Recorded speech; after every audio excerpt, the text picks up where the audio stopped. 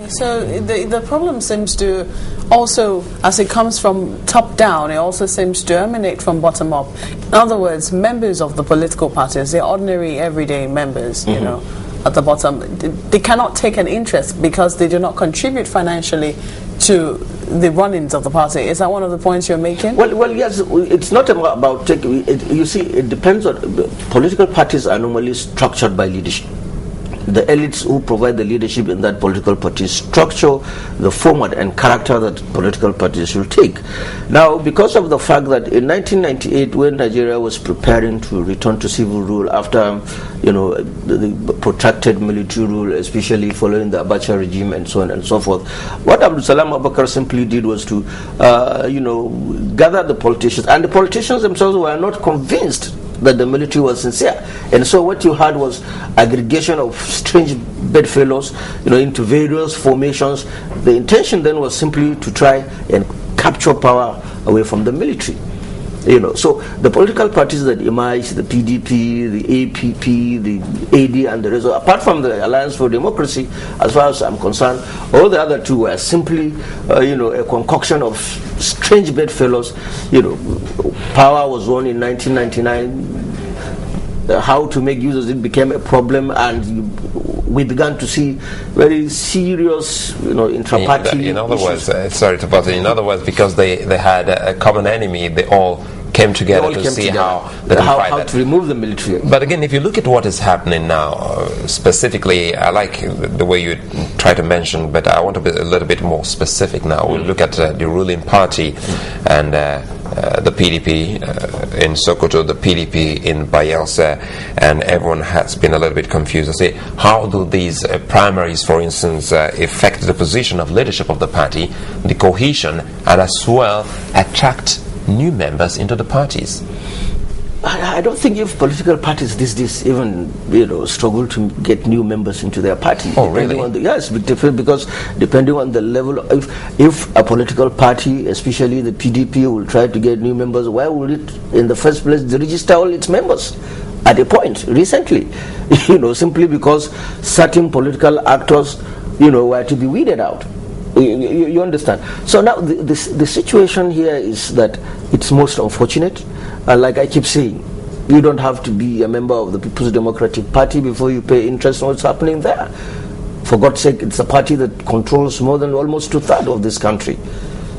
Many states, more than 50% in 2 chambers of the National Assembly, and by implication, local government councils.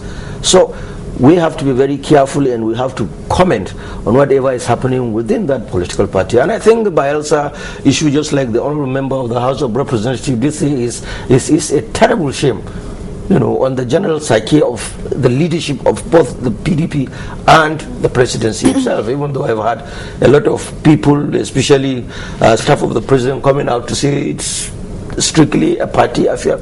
If it is strictly a party affair, that the president didn't have anything to do with it, by the PDP constitution, the president is the leader of the party.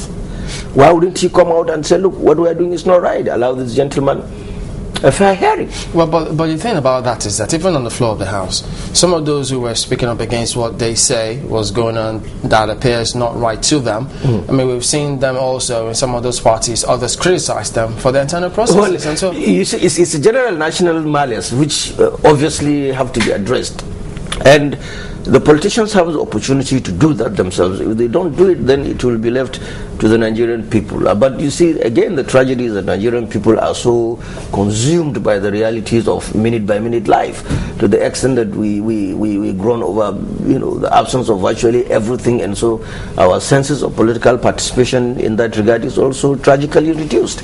But then it's unfortunate that I think the PDP must provide the good example that other political parties will have to copy if they will have to continue to pride themselves. They say they did that when they did the primaries for, I think, the presidential elections, and then they saw the primaries for other parties, and then they say, you see what I was saying? They didn't do it right, and we did. Look, even at that, it's a matter of resource. You have tremendous resources. You have, you know, all the public relations outfit, and so you can make a lot of noise. People talk so much about the 2011 elections. free, fair. At the slightest opportunity, the president tries to say it was the best election. I know it was not the best election. It was, in fact, one of the worst elections that we've had in this country. Really? Yes.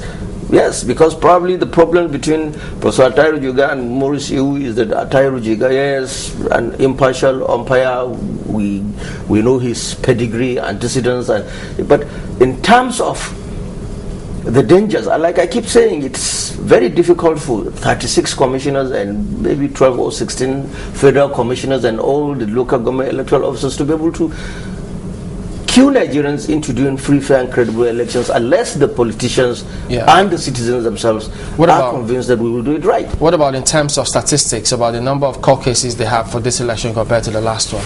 Do we still do very bad? Well, yeah, it's better in quite a lot of places. For instance, in Sokoto State, I'm aware there was no one case that went to the court, and in few other states too, following from the election. And that could be, of course, an effect of wear and tear. If you keep going and you keep doing and nothing comes out of it, it's clear. The look, what Justice West's panel was saying as far as the issue of reforming the electoral system is concerned was that one of the things that needed to be done was to shift the burden of proof from the petitioner to INEC. If INEC conducts an election and is in possession of balloting materials and everything else, and then you take them to court that the election was rigged, it is the responsibility of INEC, according to the proposal of that committee, that INEC should now prove its case beyond reasonable doubt. But lawyers argued vehemently and said, no, you cannot push the burden of proof to the to someone who is accused. So that matter, but that is fundamentally one of the major issues at stake that really requires attention. If we have that's right. Talking about elections proper, but again, leading up to elections proper, which is the primaries. which is the, I think, crux of this whole talk now. How best can political parties do their primaries to the extent that we can now see it move into the general process we'll call general elections? Well, first of all, Suleiman, before we have the free, fair and credible elections at the general election level, political parties must also ensure that they have free, fair and credible elections in the process of nominating their candidates. And you have to define free, fair and credible for us. Free, fair here means that every eligible member of the political party should be given the right. There is, the Electoral Act, has made sufficient provision as to how a party should conduct its primaries. The direct primaries, there's indirect primaries. Now, depending on what the political party feels, if it is an indirect primary, that means you go through a process where delegates are elected, and then the delegates go ahead to elect who is the representative, 36 states. Who is the candidate of that political party. No, at every level. It's supposed to go like that. Yeah. But then, unfortunately, this is not respected. Candidates are determined by the powers that be, at no matter what level. Isn't that part of democracy? It's not. You see, the tragedy is that Nigerian political parties have assumed this idea of consensus politics to mean democracy. Yes, in the real sense of the word. Is there anything wrong with that, by the way? Well, if there is consensus, which is agreed among the four of us that she is going to represent us, and we agree, we are aggrieved, but we say, okay, we agree, we give her a chance. It's 4 years. If she does well, we give her another 4 years, and then Suleiman takes over, or I take over, or any one of us again will take over. That's consensus, that's agreeable. But what we have here is mere enforcement of favored candidates by the powers that be. Even if all of them agree, as it were? Does it change definition? It's not a case of agreeing. Now, what's happening? To me, I don't know. I don't know Governor Silva, but I know Harry Dixon very well.